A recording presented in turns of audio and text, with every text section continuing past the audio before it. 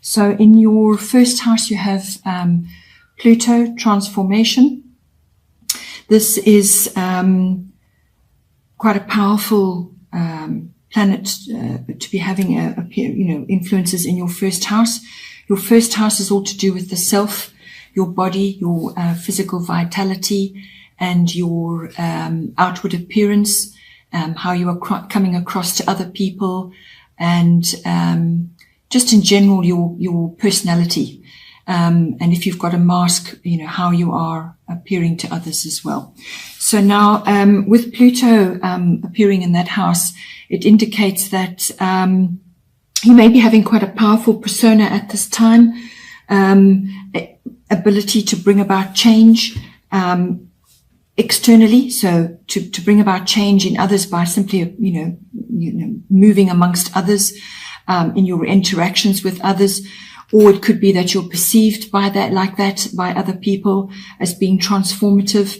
Also, it can be that you are wanting to bring about change in your physical appearance or your inner self, and therefore your outer self, how you want to be perceived by others, how you want to come across.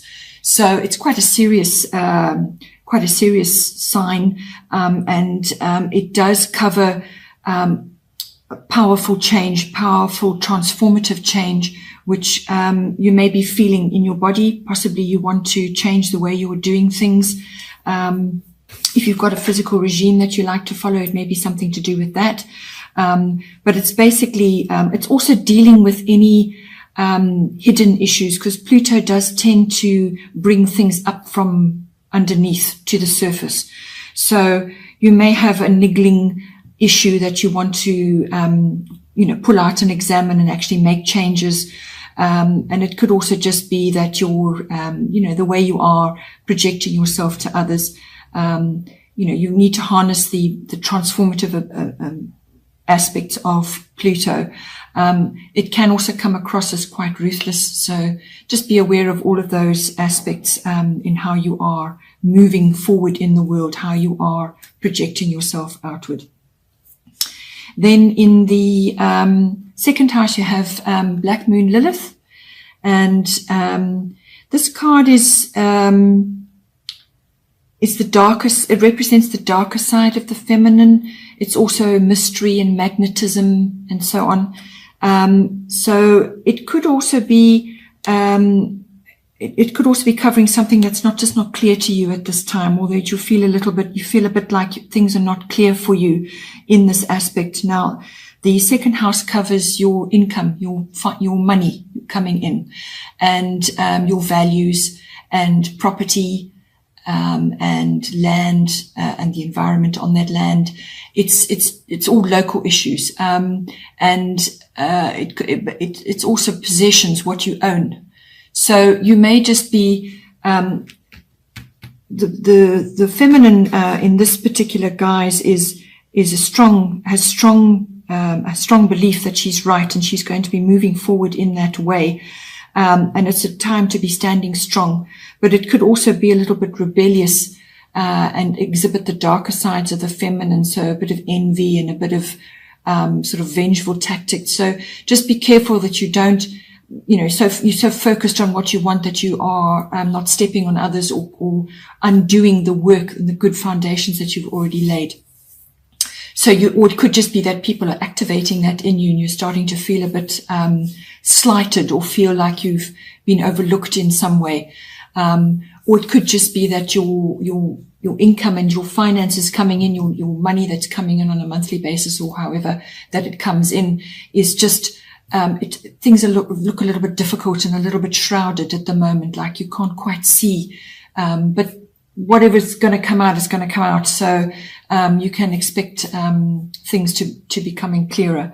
But just you're obviously going to be having strong emotions about all of that. So just keep a balance, stand strong in what you believe in, and to move forward. You may just feel a little bit alone as well in that aspect. But try not to slip into the darker feminine, but You may also just be feeling quite magnetic, actually, and you may just have to think about that to draw to you what it is you require to assist you to move forward. Then in the third house, you have Sagittarius, I am. So this, I see. Sagittarius is a sort of what this particular influence brings in good luck. It brings in favorable circumstances, adventure, sort of light-hearted, opportunistic circumstances, and it's falling into your third house, which is the house of communication. So all forms of communication, whether it's written or verbal, body language. It also governs contracts. So Sagittarians are quite abundant in their mannerisms. They enjoy freedom.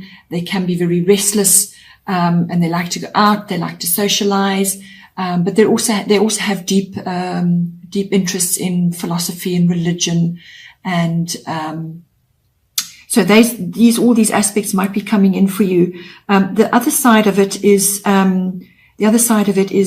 carelessness. Be careful with that, especially when it comes to contracts, because the third house governs contracts as well. So be careful with that. Go over things with a fine-tooth comb. Don't gloss over things. Apply yourself in that way. And it could also be saying something. Sagittarians are honest, so they say what they think, and that's fine. However, you need to contemplate the outcome, what might come back at you as well, because it might offend or it might upset some people with what you say. So always be careful with the truth. So just think about that. It could also be that you are wanting to, really to communicate broadly to a wider audience, or you may just be interested in the written form, your words, what you're saying, being very generous, outgoing, social, and so on. So it can, as I said, bring good luck in for you, just good fortune in general. Then in the fourth house, you have Virgo, I analyze, and in the fourth house, this covers your home, your physical home, and also it covers your roots and your identity. So your ethnic identity or your ancestral identity, so what your foundation is in life, what you've come from in your early foundation years.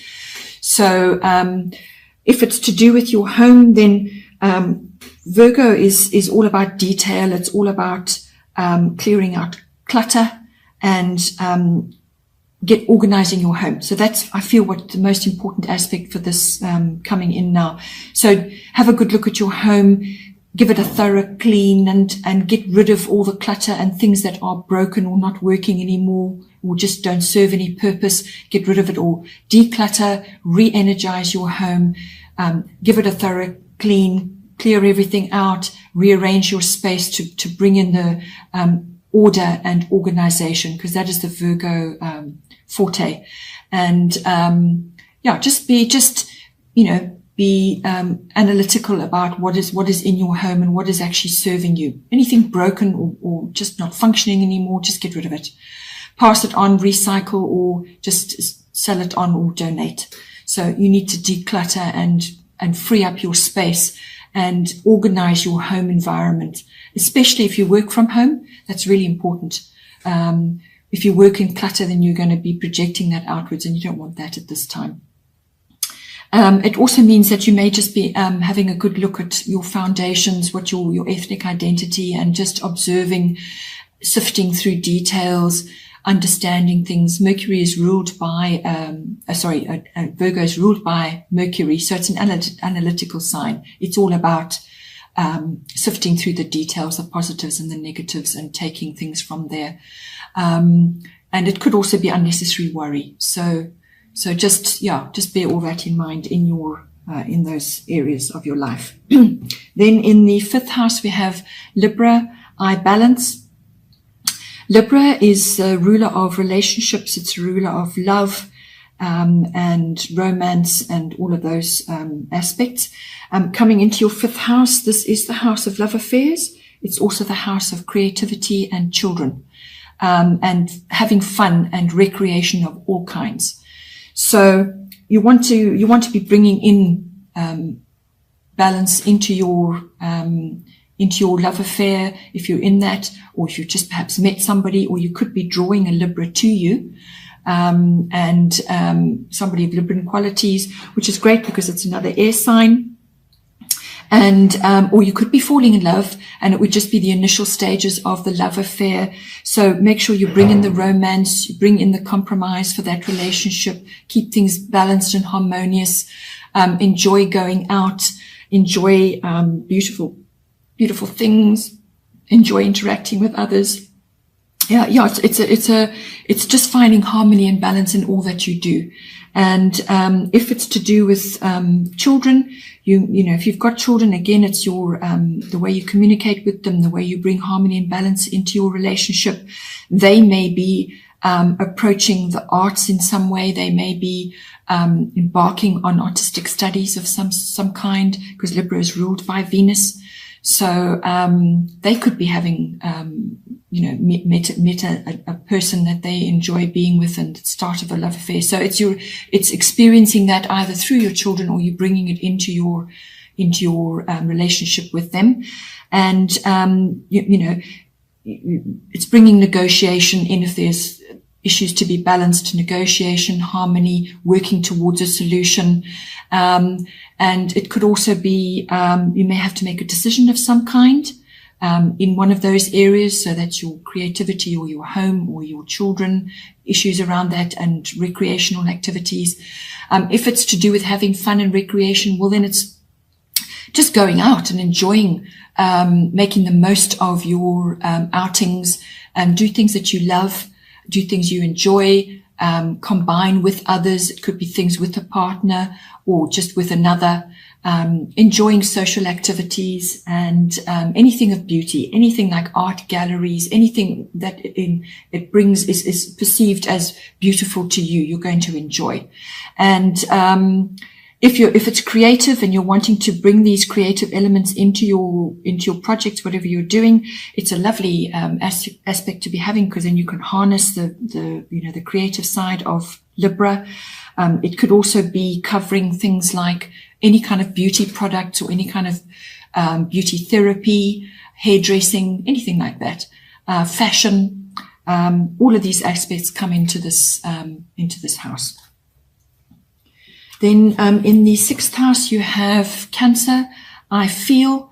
So the 6th house is all to do with your work projects, your workplace, your mastery of your craft, your craftsmanship, whatever it is that you specialize in, and your colleagues that are surrounding you. It's also health and diet and pets. So this house covers broad amount of ways that this can be affecting you. Cancer, I feel, is ruled by the moon. So with this card, you can expect things to be going through phases of the moon, whether it's to do with your colleagues, or your workplace, or the work projects that you're on. Emotions are going to be high, and you're going to be feeling deeply, or you're going to be asked to be feeling deeply, or you just might find that you're really in tune with others that you're working with, or you're really in tune with what is required on your work projects. And if you're consulting with others, you know, there's going to be that interaction. Go with your intuition. You may need to retreat periodically. So if you are able to work from home, you may just be able to work from a place where you can just be by yourself. You need that to withdraw and to regenerate. So that's going to, you make that a regular feature so that you can withdraw, sort of ruminate on what it is you need to do, regenerate, and then go back into the work atmosphere. It could also just be on the projects that you're working on that you need to harness the elements of the moon and the watery aspects of whatever it is, deep feelings, deep intuition, your instincts. You may need to be protective also of whatever it is you're working on. Cancer is ruled by the moon, and it's represented by the crab. So just be careful you don't bring your moods into your work environment. Or it could be that you're working with somebody who can be quite moody. So it's understanding all these features. If it's to do with health and diet, you may have female issues that need attending to. That's breasts and all female issues, or it could also be digestive system. You may be working with quite a few females in your work environment. There's all kinds of ways that this can apply. But it talks about phases of the moon as well. And, things may be, sort of moody, going up and down. And some things may be hidden as well. There may be some things that are under the surface that are not clear. As I say, I feel if you retreat and withdraw periodically to realign yourself, that you'll be able to cope with those, riding those waves, so to speak. Also, if it's to do with health and diet, Cancerians, can be wonderful cooks. So examine your nutrition, cook nutritious, homely meals, loving meals for yourself. So that's another aspect of your diet to look at, and make sure that your food that you're putting in your body is nourishing and going to fuel you for all the other things that you're going to be doing. Then in the 7th house, which is your house of relationships, this is one-on-one relationships, personal relationships, partners, whether it's romantic or, love partners or business partners, all kinds of partnerships, and one-on-one. So those close, special relationships. This, again, we have another moon card coming in there. So phases going on there between 6 weeks and 6 months. But because it's a lunar eclipse, it signifies change, and this could be quite abrupt. So yeah, it could be the ending of a relationship and the starting of another, or just an abrupt change which comes about within a relationship. And it could be a feminine aspect coming in there. It signifies a change, a really, and it can be quite out of the blue, unexpected.